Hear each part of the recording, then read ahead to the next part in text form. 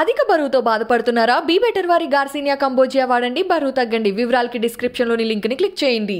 ఇప్పుడు బయట అంతా కూడా మనకి గానుగు నూనె లాంటివి అప్పటికప్పుడు మనకి పట్టించేస్తున్నారు.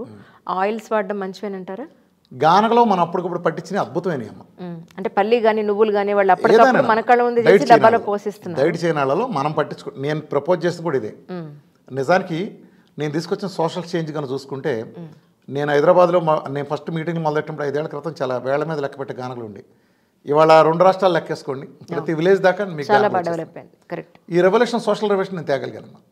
ఆ గానగలాడు అందరికీ తెలుసు. అంటే ఆ రెవల్యూషన్ నేను తేగలిగాను. కరెక్ట్. అట్లీస్ట్ ఆ రైఫ్ అండ్ ఆయిల్ మీద చేసిన ఫైట్లో ఇవన్నిట్లో ప్రజలకి నేను బలంగా తీసుకెళ్ళగలిగాను దాన్ని. నిజమే కదా సార్? అంటే చాలామంది నేను చెప్పగా విన్నాను డాక్టర్స్, ఆయిల్ అనేది జిగురుగా ఉండకూడదు, ఆయిల్ అనేది పల్చగా వాటర్గా ఉండాలి, చేతికి అంటుకోకూడదు, అలాంటి ఆయిల్ వాడండి. అంటే కొన్ని కంపెనీలు ప్రత్యేకమైన లీటరు మనకి దగ్గర దగ్గర 360 రూపాయలు పడుతుంది సార్.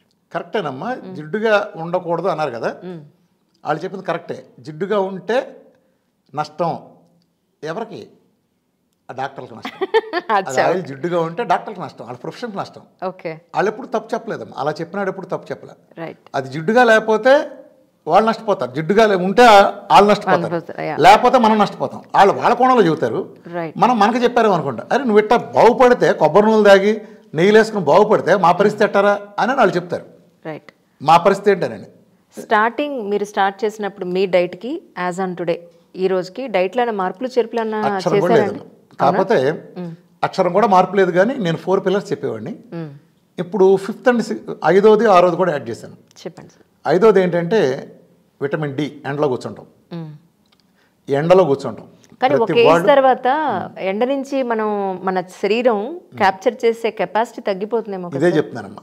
ఇక్కడ పప్పులో కాలేసేది ఎక్కడంటే, కొంతమంది డాక్టర్ల మిత్రులు చెప్తారు, అంటే పాజిటివ్ మంచి వెళ్ళాడు, ఏదో వీళ్ళు చెబుతున్నారు కదా, రామకృష్ణ గారు చెబుతారు కదా, మేము ఎండలో కూర్చోమన్నాం, చూసాము మొన్న ఒక ఆయన చెప్తున్నారు, కానీ డి విటమిన్ రాలేదన్నారు. ఎలా వస్తుంది మీకు? మీరు ఫ్యాట్ ఇవ్వకుండా ఉంటే ఎలా వస్తుంది? మీరు ఫ్యాట్ తిని ఎండలో కూర్చుంటే వస్తుంది. రైట్. ఫుల్గా ఫ్యాట్ తిని మీరు ఎండలో కూర్చుంటే అది మారుతుంది. అర్థమైందమ్మా? బియ్యం లేకుండా ఒట్టు పొయ్యి పెట్టుకుని అన్నం ఎలా ఉంటావమ్మా? పొయ్యి అంటే సూర్యరశ్మి, బియ్యం ఉంటేనే కదా నువ్వు అన్నం మార్చగలిగేది. అన్నం అంటే డి విటమిన్ అనుకోమ్మా, అది చేయాలని బియ్యం ఉండాలిగా. అట్లానే నువ్వు ఫ్యాట్ని దీన్ని మార్చాలంటే ఫ్యాట్ ఉండాలి కదా, డి విటమిన్ కదా మార్చాలంటే. రైట్. అది లేకుండా నువ్వు ఎలా మారుస్తావు? వీళ్ళు ఫ్యాట్ తినమని చెప్పలేదు కాబట్టి వాళ్ళు డి విటమిన్ రాలేదు. అదే మీరు ఫ్యాట్ తీసుకుని దాంట్లో కూర్చోమనండి, నా డైట్లో 5, 4, 3 ఉండే డి విటమిన్లు 70, 80 నెలలో వెళ్తాయి. 8 కేసులు బోల్డ్ అనే టెస్ట్ మళ్ళీ పెడతాను చూడండి. అవును సార్, మీరు పంపిస్తున్నారు నాకు.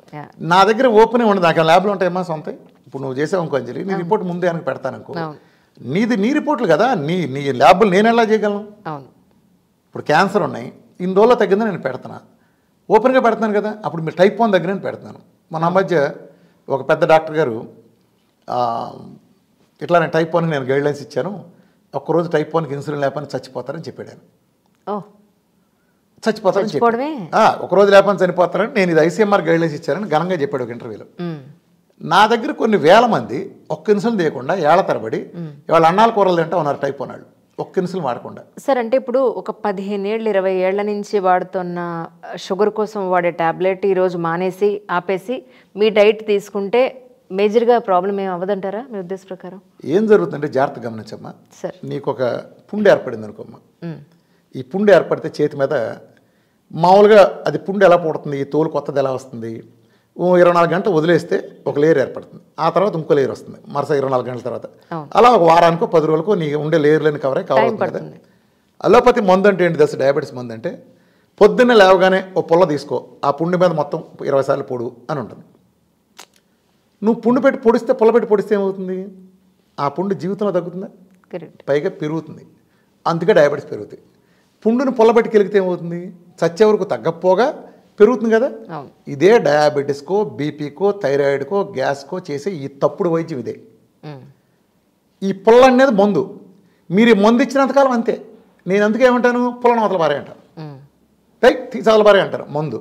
నువ్వు ఎప్పుడైతే దాని పుండు పొడవటం మానేసావో ఆటోమేటిక్గా అదే తగ్గుతుంది. So what about stevia sir? అంటే డైట్లో లేదమ్మా. Stevia is good in general వాడుకుంటే స్టీవియా ఇస్ గుడ్. కానీ స్టీవియా మీద ఎంతమందికి అవగాహన ఉంటుంది? అదే కదా సార్, ట్రూ. స్టీవియా మీద అవగాహన ఉండి వాడుకుంటే నార్మల్ డైట్లో మంచిదేనమ్మా. స్టీవియానే కాదు, నేను నార్మల్ డైట్ వాళ్ళకి తాటి బెల్లం సూచిస్తాను మా బెస్ట్ అనేది. తాటి బెల్లం కూడా కాదు, ఈత బెల్లం తాటి బెల్లం కంటే కూడా మంచిది. దాని తర్వాత తాటి బెల్లం ఉంది, లేదా నాటు బెల్లం, ఈవెన్ మన పల్లెటూరు పద్ధతిలో కాసిన దట్ ఈజ్ ఫైన్ అమ్మ. అంటే ఇవి షుగర్ అంతా ఉండకుండా ఇంకా పోషక విలువలు కూడా ఉంటాయి. అంటే అందులో కాల్షియం బలంగా ఉంటుంది. ఈ ఆర్టిఫిషియల్ అట్లా ఉండదమ్మా అదంతా. ఈవెన్ చాలా పోషక విలువలు ఉంటాయి నాటు వీటిలో.